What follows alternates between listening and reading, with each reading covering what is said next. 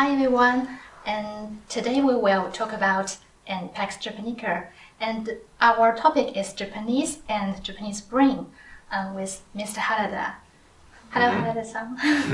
I'm Takeo Harada, CEO and representative of the Institute for International Strategy and Information Analysis. We are now working in our office, headquarters or our office, Yes. Located in Tokyo, in front of the Tokyo Central Station, Yes. as usual. Yes. And you just mentioned the concept Japanese brain. What is it? Japanese brain, I think. Do you have one Japanese brain in your head? I don't know.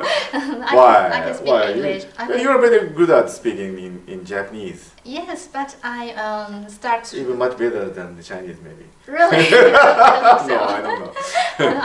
I started learn Japanese when I was in college, so I don't think I'm a native speaker compared to Miss Harada. Yeah. So, yes. And what is the Japanese brain? Japanese You brain, just mentioned. I think for the Japanese speaker, they have some special points which is different from other language speaker. I think that's the meaning of Japanese brain. Japanese brain, does that mean a human brain made in Japan, or made with Japanese people, or what is it? I can't simply understand what it is. Yeah, it's a little bit difficult concept. Yeah. Maybe it's not have so many close relationship with the nationality. It's just for if you are a Japanese speaker, you have a Japanese brain. Really? Yeah. And you too. Yeah. For the people when they are in their child, they start to learn Japanese. Yeah, maybe they have a Japanese brain, I think. For the guy who got started with using this concept, Japanese brain, what's the name? Yeah, I read from a book from a professor who are doing some research. Which professor? I forgot his name. No, actually, Professor Tadanobu Tsunoda. Yes. Who was very well known for this theory, the Japanese brain. Actually, in the very beginning, at the very beginning of his discourse, in terms of the Japanese brain, or this kind of brain, which the ordinary people, or those who grew up in Japan. Yeah. At least until they became 14 years old. 14 years old. Professor Tsunoda just called it the Japanese brain, Nihon no no, or a brain, brain of the Japanese people. But after he released such a theory, he was harshly criticized from all the sides of those who researched this field, brain, neuroscientific field. Why? Because it's just vague. This concept, the Japanese brain, is just vague. Yeah. And it can include almost everything which is related to the relationship between Japanese people and the brain. Yes. So in the course of time, he began to call it as the brain with the Japanese language. The brain with the Japanese languages. Yes. That means, as I said, those who grew up until 14 years old in the circumstances where particularly Japanese language is spoken, will acquire this kind of unique brain, unique type of brain called the brain with the Japanese language. Yeah. And the point is, what is it? What's the difference between this kind of brain with the Japanese language and another type or the other types of the foreign languages? Maybe the thinking pattern. Yes. Is different. Is maybe. Do you know it? Japanese are not so good at argue with other people. They are not Really? from the point.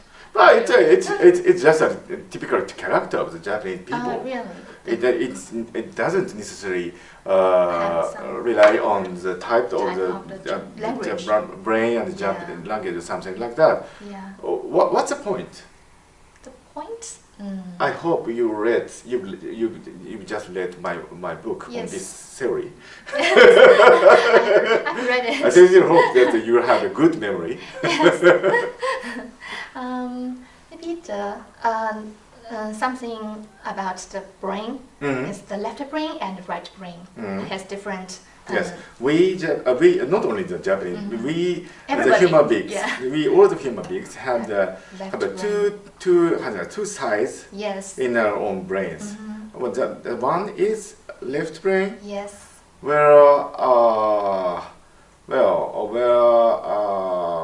can I say?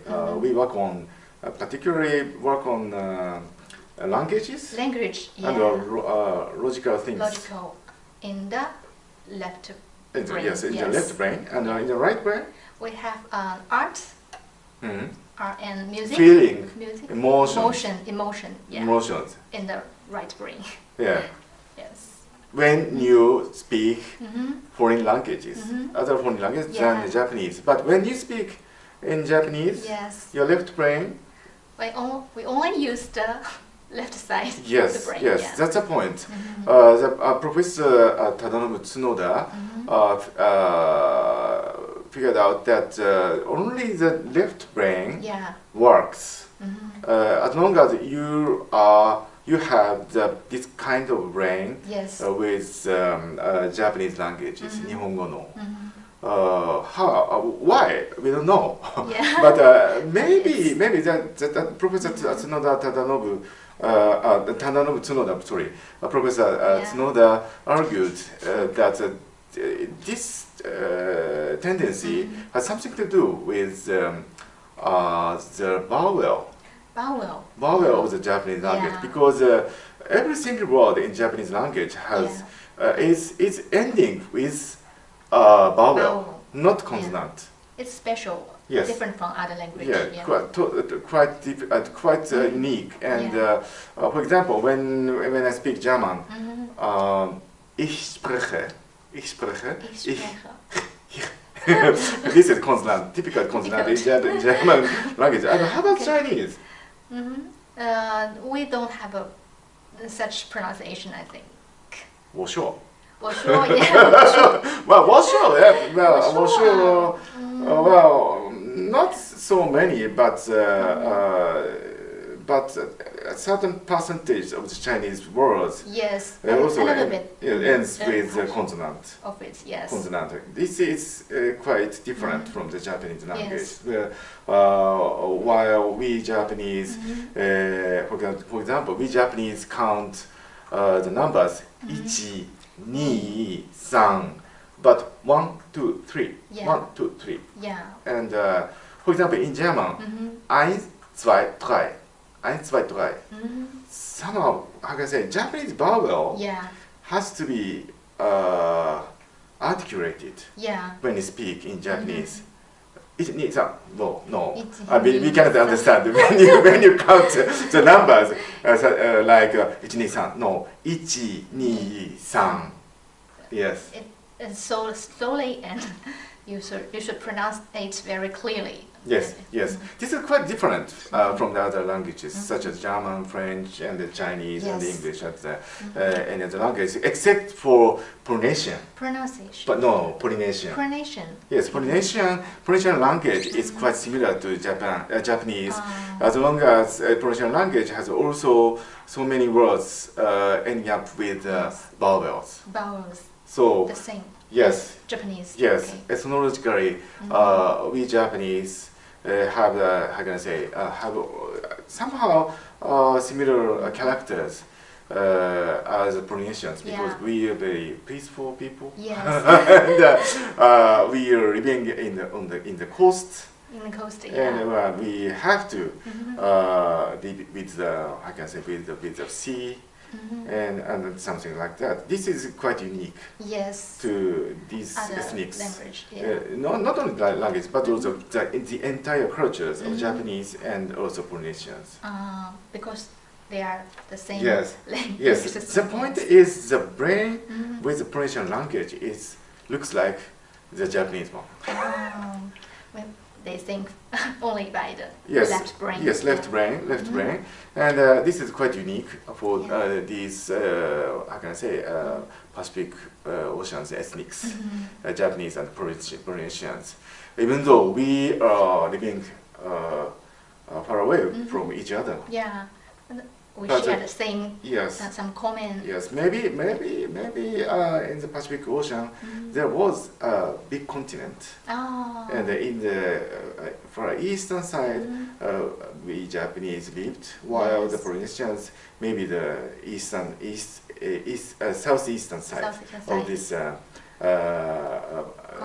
vanishing continent. Yeah.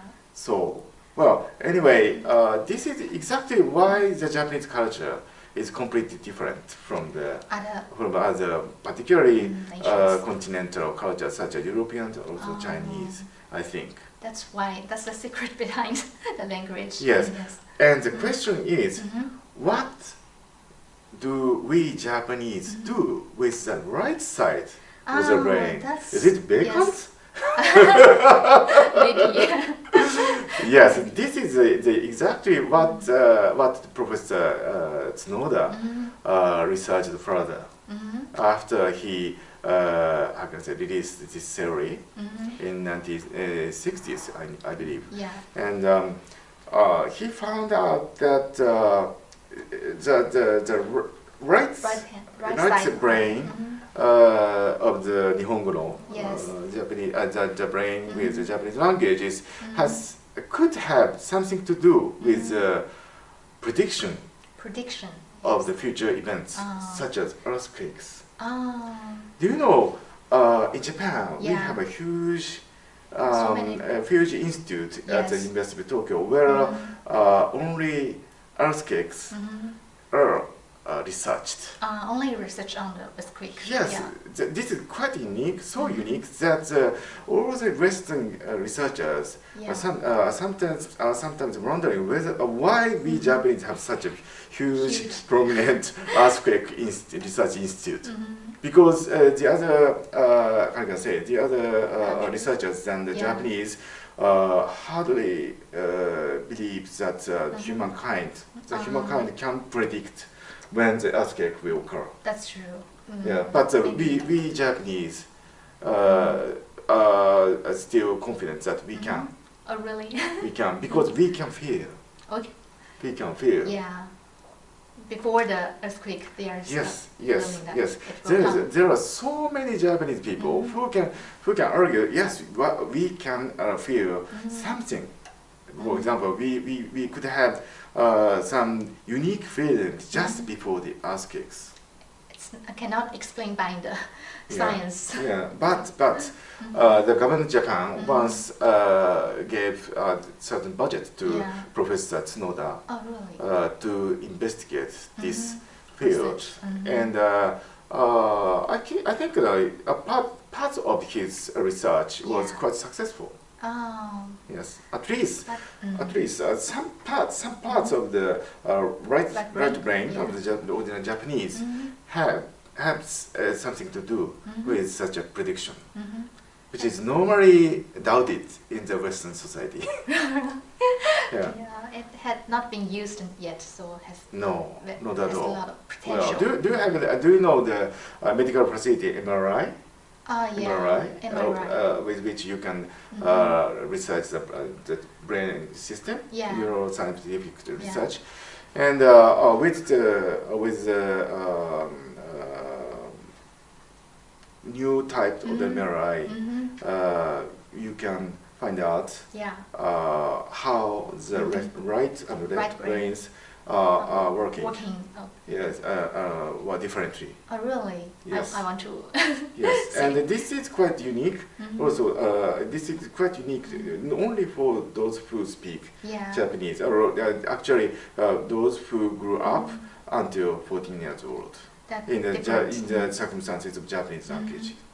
For the use of left and right. Yes, yeah. yes. That is to say, when we see something, for example, in front of us, a camera is now is taking film, yes. a video of us, yeah. and while watching this camera, like I said, the feeling we both have, yeah. could be different from each other. That's true. Totally different.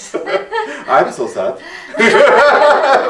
But anyway, even though you can speak Japanese very fluently, maybe as your feeling is slightly different from what I'm now feeling. I think so. Yes. Yeah. Maybe. Well, it's as I said, I'm very sad to find it out. But maybe it could bring about a certain diversity among the ethnics. So at least in this regard, yes. this kind of phenomenon can make a contribution to the further development of the human society, I believe. Yes. Yeah. That's very interesting field, and it needs more research. And remarkably, the number of those young Western people who are now trying to master the Japanese language is become bigger and bigger. Yeah. Yeah. But maybe they know something about this kind of phenomenon, and they hope to have the same brain, the left brain thinking like Japanese. Well, sometimes when I was in Germany as attaché of the Japanese embassy in 1990s, I sometimes had difficulty to communicate with German students who could speak Japanese, but like I said, the way they try to express their feelings was a little bit different from my way. Really? Even though they spoke very fluently Japanese languages. Maybe it has something to do with this brain with the Japanese language, Nihongo no, because like I said, what they try to express in Japanese languages, which was of course very good,